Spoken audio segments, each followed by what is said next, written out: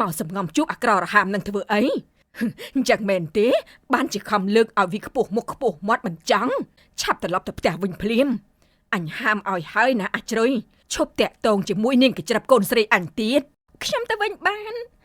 តែសុំម៉ែកុំហាមឃាត់មិនឲ្យពួកខ្ញុំជួបគ្នាអីខ្ញុំពិតជាស្រឡាញ់គាត់មែនពិតមែនហើយមីងកុំធ្វើបែបនេះទោះខ្ញុំក្រមែនប៉ុន្តែខ្ញុំអាចមើលថែនាងឲ្យមានសេចក្តីសុខបានមីងលើកឲ្យគេព្រោះតែសេចក្តីលោភលន់មើលឃើញទៅលុយតើអាចប្រកាសចិត្តបានទេថាអនាគតទៅគេអាចមើលថែនាងស្មោះត្រង់ជាមួយនាងចុះបើការឲ្យគេលួចមានស្រីវាយធ្វើបាបប្រពន្ធរាល់ថ្ងៃចិត្តមីងជាម្ដាយអាចអោបដៃឈរមើលបានអត់ដល់ពេលនោះមីងនឹងស្ដាយក្រោយជាមិនខានគ្មានទេការជាមួយឯងរំពឹងស្អីគ្មានលុយទិញកស៊ីខ្វះមុខខ្វះក្រោយនឹងមែនទេជាក្តីសុខដែលឯងនិយាយអញមិនឲ្យកូនស្រីតែមួយអញពិបាកតោកយ៉ាក់ទេតាំងពីកូនវាទៅធ្វើការនៅភ្នំពេញផ្ទះស្ងាត់ឲ្យជ្រាបកាលវានៅគ្រាន់បានគ្នាជជែកខ្លះមិនសូវអបសុខទូរស័ព្ទក៏គ្មានប្រើមិនដឹងបានអីទេសួរសុខទុក្ខយ៉ាងណាចេញពីផ្ទះប្រហែលឆ្នាំមកនេះភ្លាមនោះបរោះម្នាក់ចុះពីលើឡានសាំយ៉ុងដែលចតនៅមុខផ្ទះដើរសំដៅមករកមីងសៅជំរាបសួរម៉ែខ្ញុំមកពីភ្នំពេញវិញហើយសុខសប្បាយជាទេខានបានជួបប្រហែលឆ្នាំខ្ញុំនឹកម៉ែណាបន់ឲ្យទៅដល់ថ្ងៃបន់បានឈប់សម្រាកមកលេងស្រុកជុំគ្រួសារម្ដងនេះខ្ញុំបានមកលេងម៉ែយូរថ្ងៃដែរទើបទៅវិញម៉ែម៉ែក៏នឹកកូនដែរដឹងទេពេលឯងមិននៅនាងច្រាប់មកសួររកឯងសឹងតែរាល់ថ្ងៃដឹងថាកូនមកនាងច្បាស់ជាសប្បាយចិត្តខ្លាំងមិនខានពេលខ្លាំងនាងយកនំសម្លមកផ្ញើតែងរំលឹកពីឈ្មោះឯងរហូតមនុស្សខានជួបគ្នាយូរតែងតែរលឹកពីគ្នាអញ្ចឹងហើយល្ងាចបន្តិចចាំខ្ញុំទៅលេងនាងឥឡូវសុំនៅជាមួយម៉ែឲ្យបាត់នឹកបន្តិចសិនព្រោះត្រឡប់ទៅភ្នំពេញម្ដងទៀតមិនដឹងជាពេលណាបានមកវិញទេសុំនៅមើលថែបម្រើការងារម៉ែសិនយីកូននេះធំប៉ុណ្ណានៃហើយនៅតាមម៉ែដូចជាកូនក្មេងយកខោអាវទៅទុកសិនទៅស្ពាយមកតាំងពីផ្លូវឆ្ងាយផងចាំមកជួយការងារម៉ែតាមក្រោយបាទម៉ែវាលស្រែដែលពោពេញទៅដោយស្រូវពណ៌មាសគ្របដណ្ដប់ធំល្វឹងល្វើយយល់យកតាមជំនោរខ្យល់សាយក្លិនក្រអូបឈ្ងុយស្រាប់តែនារីម្នាក់កាន់ល្អីមាននំអន្សមដើរកាត់នោះបងជ្រៃបងត្រឡប់មកវិញតាំងពីថ្មណាមិនក៏មិនទៅលេងខ្ញុំបន្តិចអញ្ចឹងហើយនឹកបងសឹងអីមកអង្គុយនៅវាលស្រែតែឯងចាំតែណាគេនឹងខ្ញុំមើលពីចម្ងាយមកស្មានតែទិញមងដែលគេយកមកដាក់ដេញចាមអូបងមកដល់មកសន្ទុះហើយថាល្ងាចទៅទៅលេងច្រាប់ឯងឥឡូវជួបគ្នាល្មមបងមកអង្គុយដេញចាប់កុំឲ្យស៊ីស្រូវចេះមកថាបងជាទិញមងទៅកើតដែរយ៉ាប់ណាស់ច្រាប់ឯងនេះហើយចុះតាណានឹងអង្គុយចុះសិនមកនាងច្រាំក៏ទៅអង្គុយក្បែរនាយជ្រុយ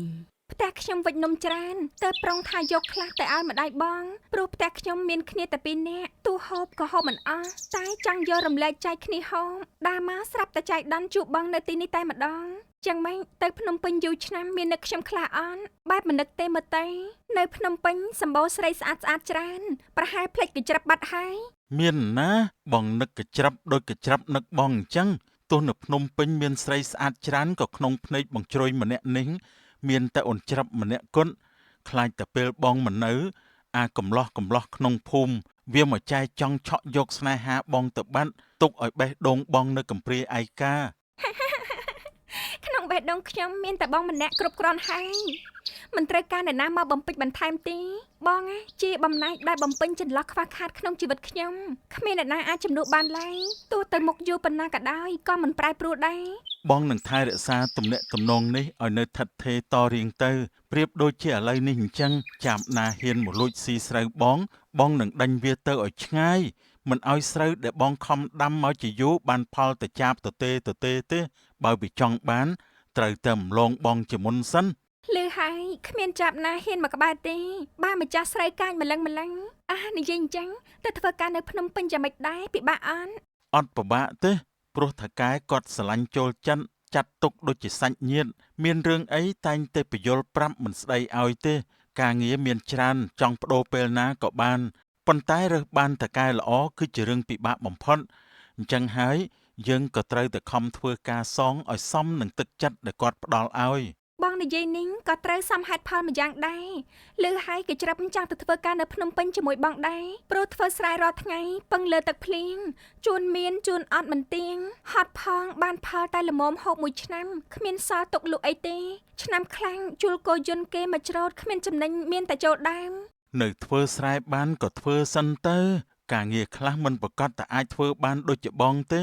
ព្រោះខ្លួនជាស្រីដែលឆ្ងាយពីគ្រួសារម្នាក់ឯងមិនមានសុវត្ថិភាពដូចជាគេប្រុសមិនមែនមិនឲ្យទៅទេ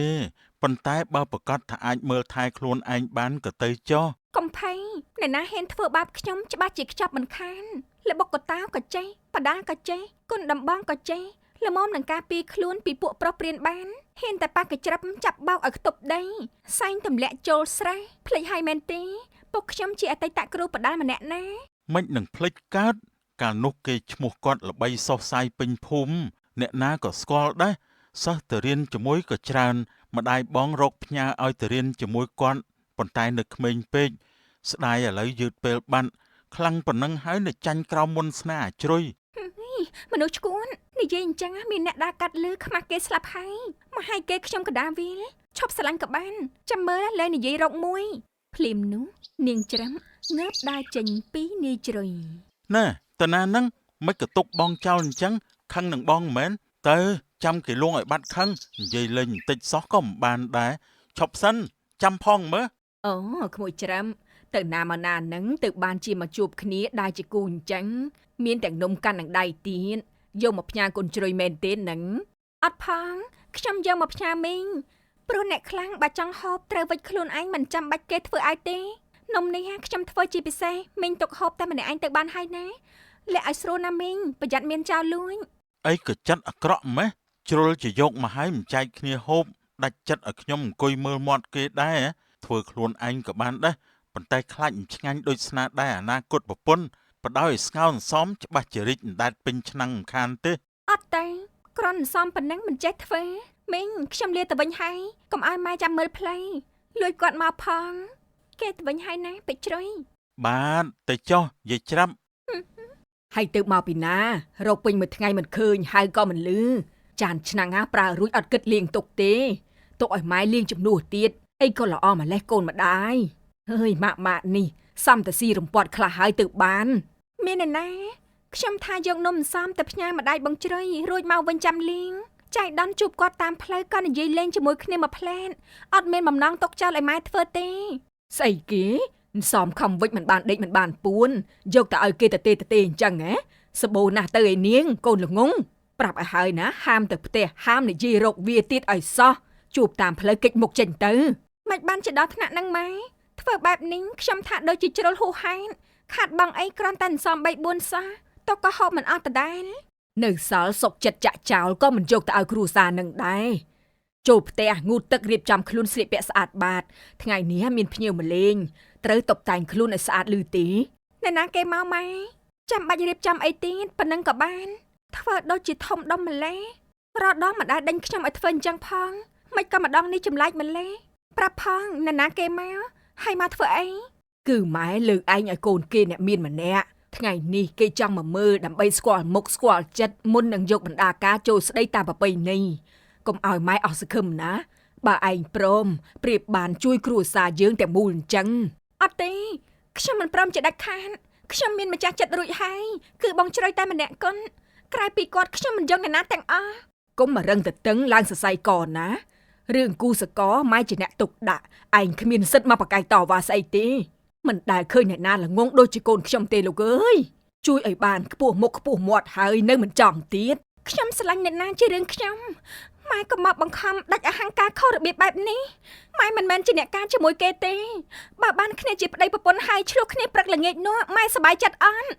អើយពធូអើយស្ដាប់ចោះវាដុសស្លាប់ហើយសម្ដីនិយាយជាមួយម្ដាយដូចនិយាយជាមួយអ្នកដតី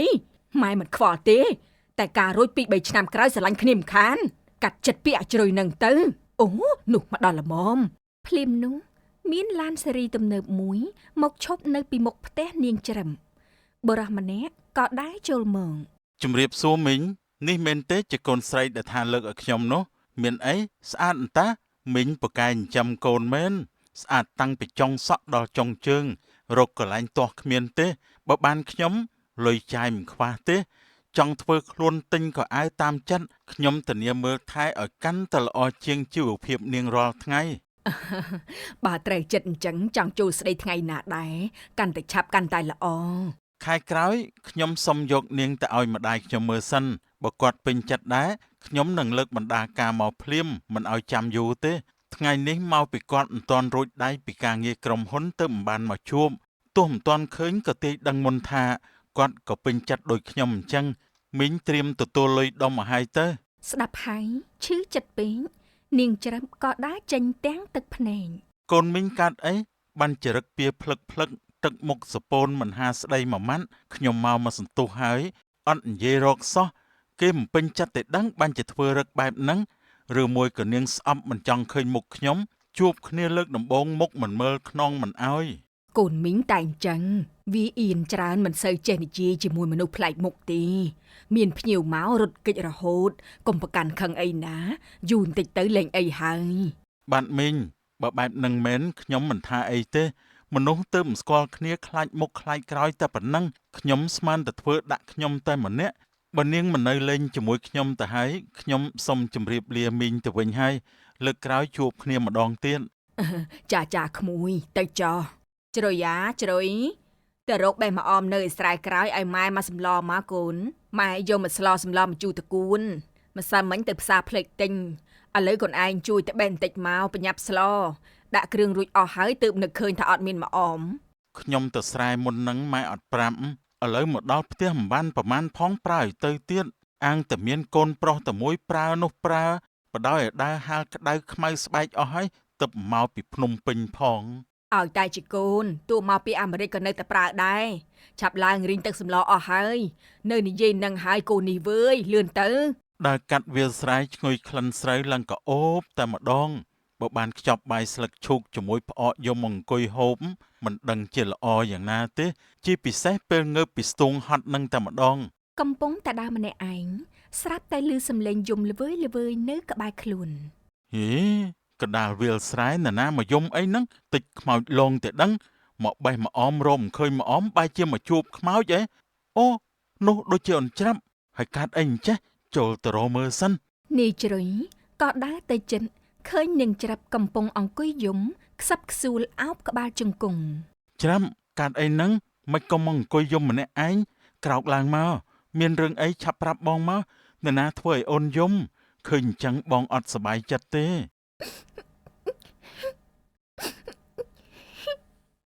បងជ្រៃបងស្ដាប់ខ្ញុំឲ្យច្បាស់ណាស្នេហាពួកយើងប្រហែលជាមិនអាចបន្តទៅមុខបានទៀតទេម្ដាយខ្ញុំលើកខ្ញុំឲ្យទៅបរោះអ្នកមានម្នាក់តែខ្ញុំមិនបានស្រឡាញ់គេទេព្រោះក្នុងចិត្តខ្ញុំមានតែបងម្នាក់គន់ខ្ញុំពិបាកចិត្តណាស់អត់ដឹងធ្វើយ៉ាងម៉េចទេ មិនមិនងន់ធ្វើបែបនេះមិនក៏មកបំបែកស្នេហាពួកយើងឈប់ពិបាកចិត្តទៀតទៅ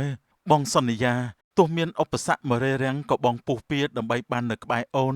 ស្នេហាមួយនេះត្រូវតែជោគជ័យទោះក្តីសង្ឃឹមតិចក៏ដោយពួកយើងនឹងបានរៀបការជាមួយគ្នាជាប្តីប្រពន្ធច្រាំអូនសន្យានឹងបងបានទេទោះគេម្នាក់នោះមានទ្រព្យធនប៉ុណ្ណាសូមអូនកុំបោះបង់ក្តីស្នេហាមួយនេះឲ្យសោះបងនឹងខំរកលុយដណ្ដឹងអូនឲ្យទាល់តែបានគ្មានអ្នកណាអាចយកអូនចេញពីបងបានទេ ចាដរាបណានៅមានដង្ហើមខ្ញុំមិនប្រែចិត្តពីបងឡើយខ្លាចតែមានមាមកបំបែកឆក់យកខ្ញុំឲ្យយើងប្រត់គ្នា នាងកូនចង្រៃមកសំងំជួបអាក្ររហាមនឹងធ្វើអីអញ្ចឹងមែនទេបានជាខំលើកឲ្យវាខ្ពស់មុខខ្ពស់មាត់មិនចង់ឆាប់ត្រឡប់ទៅផ្ទះវិញភ្លាមអញហាមឲ្យហើយណាអាជ្រុយឈប់តាក់ទងជាមួយនាងកញ្ច្រាប់កូនស្រីអញទៀត ខ្ញុំទៅវិញបានតែសុំម៉ែកុំហាមឃាត់មិនឲ្យពួកខ្ញុំជួបគ្នាអីខ្ញុំពិតជាស្រឡាញ់គាត់មែន ពិតមែនហើយមីងកុំធ្វើបែបនេះទោះខ្ញុំក្រមែនប៉ុន្តែខ្ញុំអាចមើលថែនាងឲ្យមានសេចក្តីសុខបានមីងលើកឲ្យគេព្រោះតែសេចក្តីលោភលន់មើលឃើញទៅលុយតើអាចប្រកាសចិត្តបានទេថាអនាគតទៅគេអាចមើលថែនាងស្មោះត្រង់ជាមួយនាងចុះបើការឲ្យគេលួចមានស្រីវាយធ្វើបាបប្រពន្ធរាល់ថ្ងៃចិត្តមីងជាម្ដាយអាចអោបដៃឈរមើលបានអត់ដល់ពេលនោះមីងនឹងស្ដាយក្រោយជាមិនខាន គ្មានទេការជាមួយឯងរំពឹងស្អី គ្មានលុយទិញកស៊ីខ្វះមុខខ្វះក្រោយនឹងមែនទេជាក្តីសុខដែលឯងនិយាយអញមិនឲ្យកូនស្រីតែមួយអញពិបាកតោកយ៉ាកទេមកកញ្ច្រឹបទៅផ្ទះ មិនអាចប្រកែកបាននាងច្រឹមក៏ត្រឡប់ទៅវិញជាមួយម្ដាយមកដល់ផ្ទះវិញមីងងួនចាប់បង្ខំកូនឃុំក្នុងបន្ទប់មិនឲ្យចេញមកក្រៅបានឡើយម៉ែបានធ្វើឲ្យខ្ញុំម៉ែខ្ញុំចង់ចេញទៅក្រៅមិនក៏ម៉ែខកខើយ៉ាងនេះម៉ែបានធ្វើ ណែម៉ែម្អមបេះបានតែប៉ុណ្្នឹងទេគ្មានអារម្មណ៍បេះទៀតខ្ញុំក៏ត្រឡប់មកផ្ទះវិញមកដាក់ប៉ុណ្្នឹងក៏ឈ្ងុយដែរស្លហូបតែ2នាក់សោះចាំស្លច្រើនចាំដាក់ច្រើន ប៉ុណ្ណឹងក៏បានកើតស្អីប្រើបន្តិចមកវិញមុខមិនរីកសោះហត់មែនកូនអើយជីវិតនៅស្រុកស្រែងចឹងឯងត្រូវការអីតតដើរបេះជុំវិញផ្ទះទៅបានមិនដូចជានៅទីក្រុងមានផ្សារគេលក់ហូរហែដើរបន្តិចក៏ដល់ អត់ណាគ្មានហត់អីផងខ្ញុំពិបាកចាត់រឿងមីងួនគាត់បំបែកច្រាប់ពីខ្ញុំព្រោះតែយើងក្រគាត់មិនលើកកូនឲ្យខ្ញុំទេគាត់សម្លឹងឃើញដុល្លាររបស់គេអ្នកមានឯណោះចិត្តស្មោះខ្ញុំខំបកលឲ្យធ្វើមើលមិនឃើញស្នេហាស្មោះស្ម័គ្រមិនឈ្នះទឹកប្រាក់ទេ កុំគិតច្រើនកូនបើជាគូគង់តែជួបមិនព្រាត់មនុស្សលោភលន់ចុងក្រោយនឹងត្រូវបាត់បង់អ្វីគ្រប់យ៉ាងលាងដៃចេញនឹងអាលមកហូបបាយណា បាទម៉ែ ច្រាប់ចេញមកញ៉ាំបាយម៉ែដួសទុកឲ្យនៅក្រោមរួចហើយមកញ៉ាំពី3ម៉ាត់សិនទៅកុំឲ្យឃ្លានម៉ែធ្វើម្ហូបដែលឯងចូលចិត្តណា ខ្ញុំមិនឃ្លានម៉ែហូបមិនចាស់មិនបាច់ទុកឲ្យខ្ញុំទេទោះមកហូបឆ្ងាញ់ក៏លេងមិនចូល មិននិយាយអញ្ចឹងម៉ែខំធ្វើណាចេញមកញ៉ាំបន្តិចក៏បានធ្វើបែបនេះម៉ែបារម្ភពីឯងណាស់ដឹងទេ ប្រាប់ហើយថាមិនឃ្លានម៉ែចេញទៅវិញទៅខ្ញុំចង់នៅម្នាក់ឯងកុំមករំខានខ្ញុំ ពេលណាឃ្លានចាំចុះទៅញ៉ាំទៅណាម៉ែគ្របទុកឲ្យលឺទេកុំបង្អន់អាហារខ្លួនឯង មីងងួនក៏ដើរចេញទៅវិញបាត់ទៅដោយមិនបានបរិភោគបាយអស់ពេលជាច្រើនថ្ងៃនាងច្រឹមក៏ធ្លាក់ខ្លួនឈឺស្គមស្គាំងស្លេកស្លាំងឃើញកូនអង្គុយសំកុកនៅមាត់ជណ្ដើរម្នាក់ឯងមីងសង្ឃក៏ចូលមកសួរ គិតដល់កញ្ច្រឹបមែនទេកូន បានមិនដឹងពេលនេះសុកទុកនាងយ៉ាងណាទៅហើយទេព្រោះមិនដែលបានជួបមុខគ្នាម្ដងសោះខ្ញុំមិនហ៊ានចូលផ្ទះនាងខ្លាចម្ដាយនាងខាត់មកឲ្យជួបម៉ែតិចមិញងួនយកច្រាប់ទៅឲ្យការនឹងអាអ្នកមានមួយនឹងហើយទេដឹងបើអញ្ចឹងមែនខ្ញុំច្បាស់ជាស្ដាយក្រោយពេញមួយជីវិតមិនខានទេខ្ញុំទៅរកនាងសិន ថាហើយនាយជ្រុយស្ទុះក្រោករត់សម្ដៅទៅផ្ទះនាងច្រឹបភ្លាមមួយរំពេញពេលមកដល់នាយជ្រុយលោបឡើងតាមបង្អួចដែលមិនបានបិណ្ឌស្រែកហៅនាងច្រឹបតិចតិច ច្រាប់ច្រាប់បងមកហើយមិនមួយរយៈនេះមិនឃើញអូនចេញទៅក្រៅសោះអញ្ចឹងខំទៅរកនៅវាលស្រែក៏មិនជួបមានរឿងអីហ៎ហើយមិញងួនគាត់នៅអត់បងឡើងមកអញ្ចឹងតិចគាត់ឃើញទៅ ម៉ែនៅតាគាត់ចាក់សោទ្វារពីខាងក្រៅតើបខ្ញុំមិនអាចចេញទៅជួបបងបានខ្ញុំនឹកបងណាបងជ្រៅឥឡូវបានជួបក្នុងទ្រូងហាក់ដូចជាស្បាយទុកខ្លះ មិញងួនតឹងតែងដល់ម្លឹងផងណោះធ្វើម៉េចយើងអាចជួបមុខគ្នាដូចមុនទៅគេមើលមកអាចសង្ស័យតែបងជាចៅលួចចូលបន្ទប់កូនកំមុំគេបានណាតែមានអ្នកឃើញគេស្រែកផ្អើលឮដល់មិញបងច្បាច់ជាស្លាប់មិនខានទេព្រោះគាត់បានហាមផ្ដាច់មិនឲ្យយើងជួបគ្នាទេ ចៅមែនចៅលួចបេះដូង ស្ថានភាពបែបនេះអូនឯងនៅអាចនិយាយលេងបានទៀតហ៎បងកំពុងតែតិចចុងដៃចុងជើងភ្នែកដៀងខ្លាចតែមិញមកតន់ទេពីមុនចង់ជួបគ្នាពិបាកស្រាប់ទៅហើយឥឡូវកាន់តែពិបាកលើសដើម ភ្លាមនោះមីងងួនមកដល់បើកទ្វារចូលឃើញនាយជ្រុយនៅមាត់បង្អួចចំពេលល្មម ជ្រុយឯងឡើងមកបានដោយរបៀបណាហ៎យីអានេះយាមទ្វារមុខវាលួចសារសងគ្នាតាមមកអួចបានទៀតស្គាល់មីងងួនតិចពេកហើយលេងអាក្មេងនឹងឲ្យដឹងដៃម្ដង មីងងួនស្ទុះទៅច្រាននាយជ្រុយធ្លាក់ទៅដីលឺសូរតែខ្ពស់ បងជ្រៃមិនក៏ម៉ែធ្វើបែបនេះបើជ្រុលដៃមិនធ្លាក់គាត់ស្លាប់ទៅហើយទេអីបានអញ្ចឹងមិនល្អហ៎យើងកំពុងតែស្អប់វាស្រាប់ផងកុំឲ្យឯងនៅអាឡ័យមិនព្រមរៀបការជាមួយអ្នកមានព្រោះតែវា គ្រប់យ៉ាងដែលម៉ែនិយាយថាធ្វើដើម្បីខ្ញុំប៉ុន្តែធាតពិនគឺម៉ែធ្វើដើម្បីតែខ្លួនឯងតែប៉ុណ្ណោះហេតុអីក៏ទេវតាឲ្យពួកយើងជួបគ្នាហើយមិនឲ្យបានជាគូនឹងគ្នាផង កុំបន្ទោសទេវតាបន្ទោសព្រំលិខិតមកពីឯងទេជួយឯងឲ្យបានខ្ពស់មិនចង់សុកចិត្តបន្ទាបខ្លួនដើម្បីបានក្បែរអាចន្លេនចាប់ពីពេលនេះពួកឯងលែងបានជួបមុខគ្នាទៀតហើយ ទ្វារនឹងបង្អួចម៉ែចាក់សោទាំងអស់ ពេលវេលាចេះតែរំកិលទៅមុខថ្ងៃដែលនាយជ្រុយត្រឡប់ទៅភ្នំពេញវិញក៏មកដល់ នេះឯងសម្រាប់ចិត្តច្បាស់ហើយនៅថាទៅភ្នំពេញវិញ ទោះមិនចង់ក៏ត្រូវទៅដែរពេលវេលាកំណត់បានមកដល់ហើយ បើអញ្ចឹងនៅចាំឡាននឹងចោះម៉ែទៅរៀបប្រហុកផ្អកខ្លះដាក់ឲ្យឯងទុកស្លឬក៏ចំហុយហូបជាមួយបាយ មីងសុងដើរចេញទៅទុកឲ្យនាយជ្រុយនៅម្នាក់ឯង លាម៉ែលាស្រង់លាម្ចាស់ចិត្តដ៏កំសត់ដែលមិនអាចជួបគ្នាបានការខំប្រឹងប្រែងទាំងប៉ុន្មានត្រូវផេះផង់អស់ខ្លាចជាធូលីរសាត់តាមខ្យល់សូម្បីតែមុខលាគ្នាជាលើកចុងក្រោយក៏មិនអាចជួបស្នេហាចាប់ផ្ដើមដោយភាពផ្អែមល្ហែមចុងបញ្ចប់បែបបន្សល់នៅរសជាតិល្វីងជូរចត់ដិតជាប់អណ្ដាតដែលមិនងាយនឹងអាចសាករសជាតិថ្មីបានខ្ញុំសម្រេចចាត់ចងក្រងអនុស្សាវរីយ៍ទាំងឡាយលើដែនដីកំណើតនេះជារៀងរហូតទោះម្ចាស់វាមិននៅប៉ុន្តែគ្រប់ពេលខ្ញុំសម្លឹងទៅទីណារូបភាពនិងសំឡេងបានលេចលឺនៅក្នុងខួរក្បាលឲ្យស្រមៃឃើញវងភ័ក្រដែលមានស្នាមញញឹមស្រស់បំប្រងកែវភ្នែកមូលក្រឡង់មួយគូដែលប្រឹងលាក់នៅទុកសោកតែក្តីសង្ឃឹមទាំងប៉ុន្មានត្រូវរលាយអស់នៅពេលនេះឬ ច្របាម៉ែទៅផ្សារមុននឹងបានទិញនំច្រើនណាស់មកទៅញ៉ាំតិចទៅអីកូន ចាម៉ែ ងើបដើរបានប៉ុន្មានជំហានស្រាប់តែដួលក្រឹបទៅលើដីមីងងួនឃើញក៏ស្រវាស្ទុះទៅ3កូន ច្រឹមកូនកើតអីហ្នឹងកុំបំភ័យម៉ែណាកូនចាំម៉ែជូនទៅពេទ្យទ្រាំសិនទៅកុំកើតអីឲ្យសោះណាម៉ែមានតែកូនម្នាក់ទេកុំទៅណាចោលម៉ែ ប្រយោជន៍ទេនេះប្រហែលជាដង្ហើមចុងក្រោយរបស់ខ្ញុំហើយសូមម៉ែឲ្យខ្ញុំបានជួបបងជ្រុយផងចាត់ទុកថានេះជាបំណងចុងក្រោយរបស់ខ្ញុំចុះ បានកូនបានម៉ែលេចបខំឯងទៀតហើយចាំតិចណាម៉ែទៅហៅគេមកក្មួយជ្រុយនាងកជ្រឹបកូនមីងវាធ្លាក់ខ្លួនឈឺក្មួយទៅមើលវាផងវាចង់ជួបមុខក្មួយណា មីងក៏ហក់ទេដឹងរាល់ដងបំបែកមិនឲ្យពួកខ្ញុំជួបគ្នាមិនក៏ពេលនេះហៅខ្ញុំឲ្យទៅជួបនាងធ្វើយ៉ាងម៉េចអាចឲ្យខ្ញុំជឿបានប្រែចរិតលឿនយ៉ាងនេះ មីងនិយាយមែនណាក្មួយអត់កុហកទេបញ្ញាប់ឡើងប្រយ័ត្ននាងមានរឿងអីកើតឡើងឯងស្ដាយក្រោយបានណា បើអញ្ចឹងនាំខ្ញុំទៅលឿនឡើងមីងកុំឲ្យមានបញ្ហាអ្វីកើតឡើងច្រឹម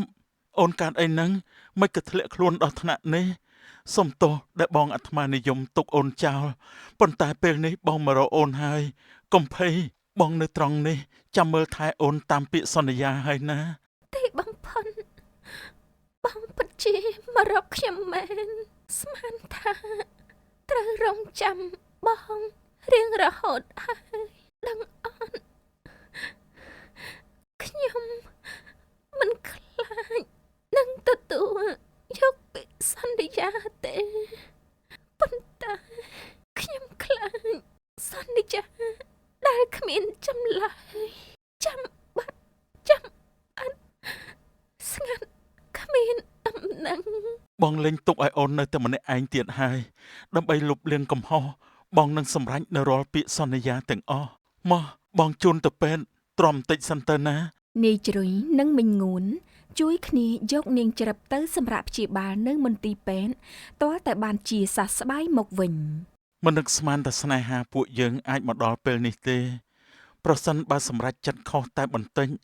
បងនឹងបាត់បង់មនុស្សជាទីស្រឡាញ់រហូតទៅគ្មានឱកាសបានក្បែរមើលថែនាងឡើយ ចុះបើគ្មានវត្តមានរបស់ខ្ញុំនៅពេលនេះតើបងគិតយ៉ាងម៉េច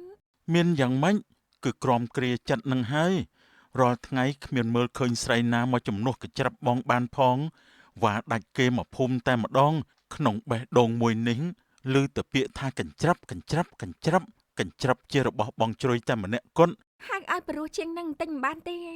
ហៅអញ្ចឹងអត់ចង់ស្ដាប់សោះ ហើយឲ្យហៅយ៉ាងម៉េចវិញចុះបើឈ្មោះកញ្ច្រាប់អញ្ចឹងមែនដូរឈ្មោះចាញ់ទៅអញ្ចឹង ហៅថាអូនច្រឹបនោះអី បានអូនច្រាប់ ចុះបងមិនត្រឡប់ទៅភ្នំពេញវិញទេ អត់ទេបងនឹងចាប់ផ្ដើមជីវិតថ្មីនៅទីនេះជាមួយអូនប្រឹងរកស៊ីដើម្បីសន្សំលុយចូលស្ដីតាមប្រពៃណីមិនយូរមិនឆាប់ពួកយើងនឹងក្លាយជាគ្រួសារតែមួយ បានលេងអញ្ចឹងខ្ញុំសប្បាយចិត្តណាស់ ចាប់ពីពេលនោះមកអ្នកទាំងពីរក៏បានរួមរស់ជាមួយគ្នាដោយការអនុញ្ញាតពីម្ដាយទាំងសងខាងឈប់បំបែកតទៅទៀតហើយរស់នៅដោយមានក្តីសុខក្សេមក្សាន្តតរៀងទៅតម្លៃអប់រំធ្វើជាមនុស្សត្រូវមានចិត្តមេត្តាសន្តោសប្រណីមិនប្រកាន់រើសអើងអ្នកដទៃព្រោះតែទ្រព្យសម្បត្តិ ហើយយើងមកមានការអី លោកម្ចាស់អើយសុំលោកកុំប្រកាន់កូនខ្ញុំអីគ្នានៅក្មេងណាស់លើលួនតិចតួចសូមលោកលើកលែងទោសឲ្យផងកុំយកទោសបីអី មិនបានទេមេងនេះវាប្រហឹនណាស់ហ៊ាននិយាយប្រមាថដល់យើងនឹងគោះឆូតសរសេរសម្បត្តិស្នេហាវានៅលើជញ្ជាំងប្រាសាទដែលជាគេមរតកបុព្វបុរសខំកសាងរាប់ពាន់ឆ្នាំចំណាយទាំងកម្លាំងមនុស្សរាប់សិបនាក់និងកម្លាំងសត្វរាប់សិបក្បាលដើម្បីអាចសម្រេចបានស្នាដៃដ៏ផូរផង់នេះប៉ុន្តែវាជាអ្នកជំនាន់ក្រោយមិនត្រឹមតែមិនថែរក្សាបែរជាធ្វើទង្វើមិនគប្បីបំផ្លាញទាំងសោភ័ណភាពបំផ្លាញទាំងតម្លៃប្រាសាទទៅទៀតគិតមើលទៅតើវាសមដែរទេ រឿងសម្បត្តិស្នេហ៍យុវវ័យនៅខ្ចោះមួយកន្លែងមានគូស្នេហ៍យុវវ័យប្រុសស្រីមួយគូកំពុងសាសងគ្នា នៅសល់តែប្រហែលថ្ងៃទៀតទេដល់ថ្ងៃចូលឆ្នាំខ្មែរហើយបងលើតែខេត្តយើងគេរៀបចំសង្ក្រាន្តធំណាស់មិនឲ្យចាញ់ឆ្នាំមុនទេដូចជាមានត្រៀមឡានទឹកបាញ់ទៀតផងណាដឹងតែសបាយហើយបន់ឲ្យតែឆាប់ដល់លឿននឹងអាលបានប៉ាតម្សៅបាញ់ទឹកអូណានៃម្ដង អារឿងហ្នឹងទុកម្ដុំសិនទៅកងតែបានសប្បាយទេហេស្អែកទៅដល់លេងហីចង់រំសាយអារម្មណ៍ចេញម្ដង បើចុះអនឯងចង់ទៅណា ទៅកន្លែងបែបធម្មជាតិមានដើមឈើហើយយើងអង្គុយហូបអីក្រោមហ្នឹងមានខ្យល់អាកាសបរិសុទ្ធលក្ខណៈបែប fresh អញ្ចឹងហ៎ អូស្រែម៉ែបងនៅក្រោយផ្ទះធម្មជាតិមកទំហឹងស្មៅក៏មានស្រូវក៏មានទឹកក៏មានសំខាន់គឺមានគោប្រគំតន្ត្រីឲ្យស្ដាប់ទៀតផង កងប្រគំតន្ត្រីយ៉ាងម៉េច វាច្រៀងថាម៉ម៉ យីណានាងទំនេរទៅអង្គុយស្ដាប់គោរយយ៉ាងម៉េចទេឥឡូវចេះចាស់ស្អែកយើងនាំគ្នាទៅលេងប្រាសាទម្ដងហីគិតយ៉ាងម៉េចដែរ បានតើបងមិនដែលបានទៅលេងកន្លែងបែបហ្នឹងផងអញ្ចឹងស្អែករៀបចំខ្លួនម៉ោង6ព្រឹកទៅចាំបងទៅយក បន្ទាប់ពីនិយាយត្រូវរើគ្នាហើយអ្នកទាំងពីរក៏បំបែកផ្លូវគ្នា ណែកូនស្អែកម៉ែរកឲ្យជូនទៅទិញគ្រឿងប្រដាប់ប្រដារៀបចំផ្ទះត្រៀមទុកថ្ងៃចូលឆ្នាំបន្តិចតែដល់ថ្ងៃម៉ោងណាអីវ៉ាន់វាឡើងថ្លៃណាស់ ខ្ញុំមិនបានជូនទៅទេជាប់ណាត់ជាមួយឆោវីហើយម៉ែហៅកង់3ជិះបន្តិចទៅចម្ងាយប៉ុណ្ណឹងសោះមិនអស់ប្រហែលទេ ហើយកង់3ជីងនាំទៅអស់លុយធ្វើអីជូនម៉ែទៅមួយផ្លែតសង់ហើយចាំទៅណាក៏ទៅចោះម៉ែចង់បានរបស់ប្រើប្រាស់ថ្មីយកមករៀបចំផ្ទះឲ្យវាមានសេរីសួស្តីឆ្នាំថ្មីដែរណា នៅឡើងប្រហែលថ្ងៃទៀតណោះម៉ែប្រញាប់ម៉េះអត់ដឹងទេខ្ញុំណាត់ជាមួយគេរួចហើយមិនទៅវិញមិនកើត ចាំមែនកូននេះវើយ ថ្ងៃបន្ទាប់ព្រឹកព្រលឹមស្រាងឆាវីឈរចាំសង្សារនាងមកយកនៅមុខផ្ទះ ឈរចាំវិសុទ្ធមកយកទៅណាទៀតហើយកូននេះមិនគិតនៅផ្ទះខ្លះទេអីកុំដើរហើរច្រើនពេកសម្រាកខ្លះទៅឯងមិនហត់ទេអី មានអីត្រូវហត់ពងសបាយវិញទេមនុស្សធ្លាប់តែដែរឲ្យសំងំនៅតែផ្ទះមិនចេះនៅឡើយបានចេញទៅក្រៅឃើញនេះឃើញនោះវាស្រឡះមុខផងប្រហែលល្ងាចទៅខ្ញុំមកវិញពងមិនចាំបាច់ចាំបាយទេភាសាមុនចា នេះប្រុងទុកឲ្យពុកបាយម្នាក់ឯងទៀតហើយ ហើយពងវ័យខ្ញុំកំពុងតែសបាយត្រូវការដើរហើយអញ្ចឹងឯងពុកកុំរអ៊ូច្រើនពេកបានអត់ខ្ញុំអាយុប៉ុណ្ណឹងដឹងអ្វីគួរធ្វើនិងអ្វីមិនគួរធ្វើ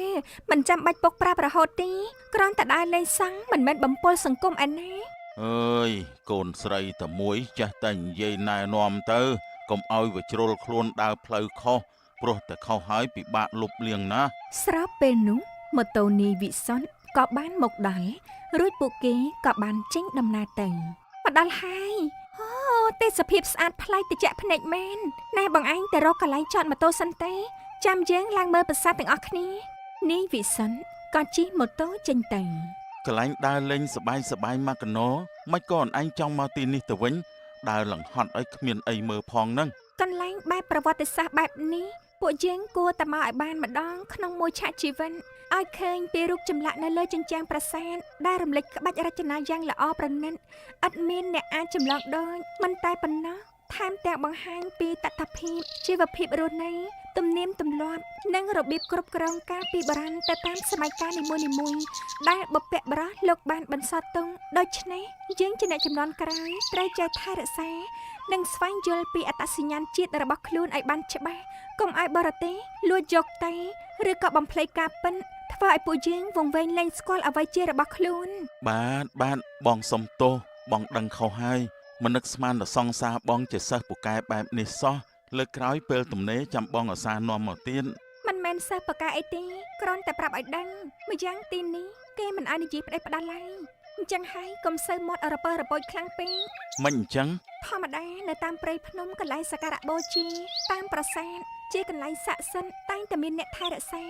តែយើងនិយាយអ្វីខុសប្រយ័ត្នគេប្រកាន់ណាខណៈនោះផងដែរទូរស័ព្ទឆាវីក៏រលឡើងអាឡូប៉ងចាខ្ញុំមកដល់មួយសន្ទុះហើយបន្តិចទៀតទៅវិញកុំចាំអីប៉ងពុកពិសាមុនចាខ្ញុំរកហាងបាយចូលហូបតាមផ្លូវក៏បានដែរហើយចុះពុកចង់បានអ្វីឬអត់ខ្ញុំទិញផ្ញើអូអញ្ចឹងអត់អីទេជំរាបលាប៉ងឆាវីងាកមកវិញ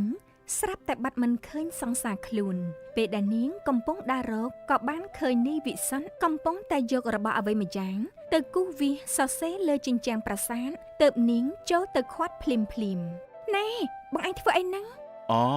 បងកំពុងសរសេរថាវិសុទ្ធស្រឡាញ់ឆវីជារៀងរហូតដើម្បីសច្ចាស្នេហាពួកយើងទាំងពីរអូនឯងឃើញអត់នោះស្នាមនៅក្បែរនោះក៏គេសរសេរអញ្ចឹងដែរបញ្ជាក់ថាទីនេះស័ក្តិសិទ្ធិហើយទើបមានគូសង្សារផ្សេងទៀតមកផ្សងឲ្យស្នេហាគេបានជោគជ័យ មិនកើតទេឆាប់លុបចេញភ្លាមហើយដឹងមកពីណាថាធ្វើអញ្ចឹងហើយអាចសម្រេចបំណងជួយឲ្យជោគជ័យរឿងស្នេហាបានអ្នកមុនជ្រុលជាខុសទៅហើយមិនបានជាបងយកគំរូតាមដូចនេះ លុបយ៉ាងម៉េចចេញមិនសរសេរលើกระดาษឯណាអូនកុំតែខ្វល់ពេកគ្រាន់តែប៉ុណ្ណឹងគ្មានតែខូចខាតស្អីទេគេសរសេរមកកណោគ្នាសោះគ្មានអ្នកណាហាមផងហ្នឹង មិនអាចខ្វល់យ៉ាងម៉េចបងនៅមិនតដឹងថាខ្លួនកំពុងតែធ្វើខុសធ្ងន់ទេឯងទង្វើនេះអាចរាប់បញ្ចូលជាការបំផ្លាញសម្បត្តិជាតិបានណាហើយចុះបបភ្ញៀវបរទេសមកឃើញគេច្បាស់ជាសាយចំអកស្លាប់ហើយមិនខ្មាស់ខ្លួនឯងក៏ខ្មាស់អ្នកដទៃ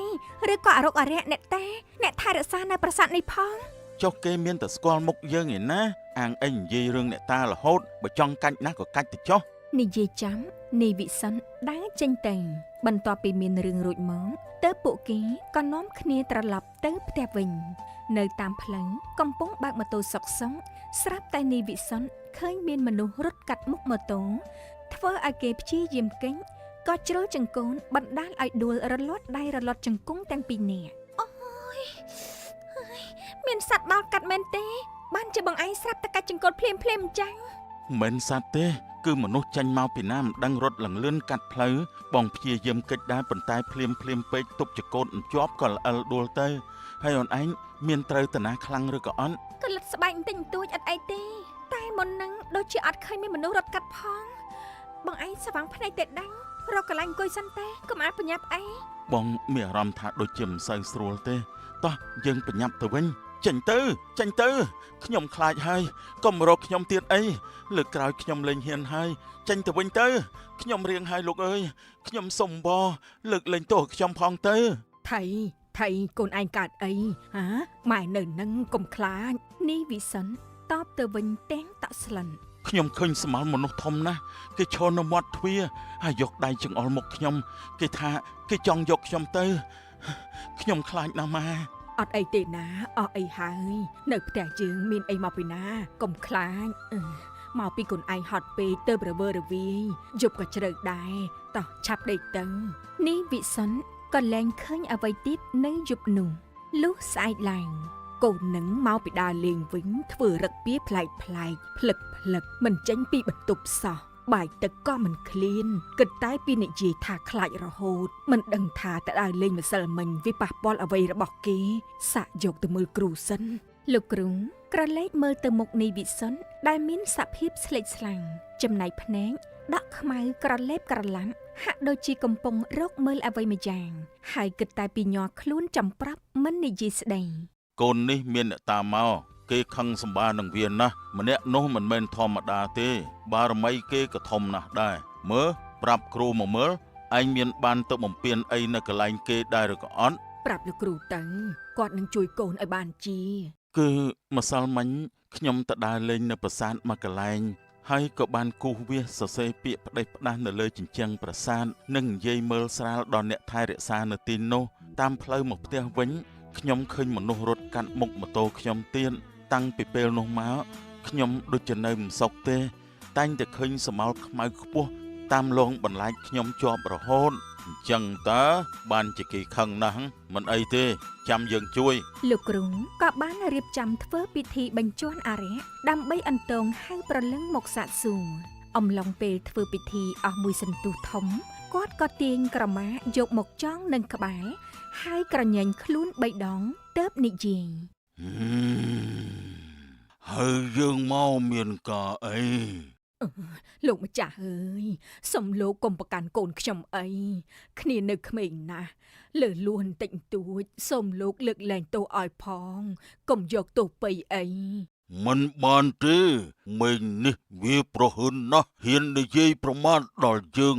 នឹងគូសឆូតសរសេរសម្បត្តិស្នេហាវានៅលើជញ្ជាំងប្រាសាទដែលជាគេមរតកបុព្វបុរសខំកសាងរាប់ពាន់ឆ្នាំចំណាយទាំងកម្លាំងមនុស្សរាប់សិបនាក់និងកម្លាំងសត្វរាប់សិបក្បាលដើម្បីអាចសម្រេចបានស្នាដៃដ៏ផូរផង់នេះប៉ុន្តែវាជាអ្នកជំនាន់ក្រោយមិនត្រឹមតែមិនថែរក្សាបែរជាធ្វើទង្វើមិនគប្បីបំផ្លាញទាំងសោភ័ណភាពបំផ្លាញទាំងតម្លៃប្រាសាទទៅទៀតគិតមើលទៅតើវាសមដែរទេ គ្នាក្មេងមិនយល់សុំលោកម្ចាស់លើកលែងឲ្យម្ដងទៅ យើងត្រូវតែយកវាព្រោះកំហុសនេះបើនៅតែមានអ្នកប្រព្រឹត្តទៅមុខគឺច្បាស់ជាប៉ះពាល់ដល់សោភ័ណភាពរបស់ប្រាសាទបន្តិចម្ដងជាមិនខាន ខ្ញុំសូមវល់ទៅចោះលោកម្ចាស់អាណិតទ្រូងខ្ញុំជាម្ដាយផងខ្ញុំមានកូនប្រុសតែមួយនឹងទេបើលោកម្ចាស់យកវាទៅតើឲ្យខ្ញុំសង្ឃឹមអ្វីទៀតសូមតែផ្ដល់ឱកាសឲ្យម្ដងខ្ញុំសន្យាថានឹងបដៅកូនមិនឲ្យវាធ្វើអញ្ចឹងម្ដងទៀតឡើយណាលោកម្ចាស់ យើងផ្ដល់ឱកាសឲ្យកែខ្លួនម្ដងទៅចុះតែបើសិនជាមានលើកក្រោយទៀតកុំថាយើងមិនបានប្រមានពាក្យអង្គរកក៏យើងលែងស្ដាប់ដែរគឺកាច់យកតែម្ដង ចាអរគុណខ្ញុំនឹងមិនឲ្យកូនទៅធ្វើបែបនោះម្ដងទៀតទេ ប្រលឹងអ្នកថែរក្សាប្រាសាទក៏បានចេញពីក្នុងខ្លួនលោកគ្រូវិញ យ៉ាងម៉េចទៅហើយតើគេព្រមដែរទេ គេព្រមហើយប៉ុន្តែត្រូវសន្យាជាមួយគេហាមមិនឲ្យមានលើកក្រោយមិនដូច្នេះគេឈប់លើកលែងគឺកាច់យកតែម្ដង ឮទេថ្ងៃក្រោយឈប់ធ្វើអញ្ចឹងទៀតណាបានខ្ញុំឈប់ហើយ វិសុនក៏ត្រឡប់មករស់នៅបែបធម្មតាវិញលែងមានអ្វីមកតាមបន្លាចតទៅទៀត